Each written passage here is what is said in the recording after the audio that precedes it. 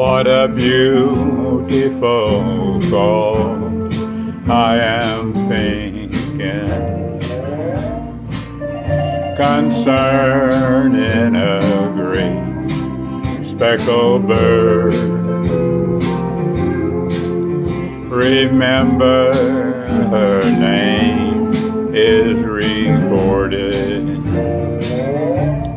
on the pages of God's holy word, desiring to lower her standard. They watch every move that she makes. They long to find fault with her teaching,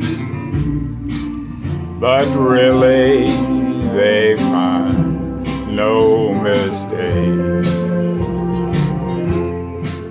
I am glad I have learned of her meekness.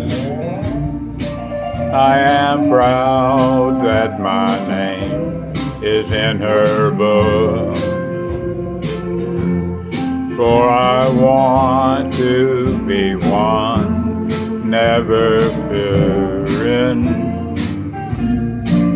the face of my Savior's true love.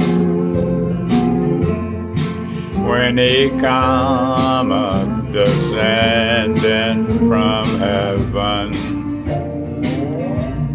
on the clouds as he writes in his word,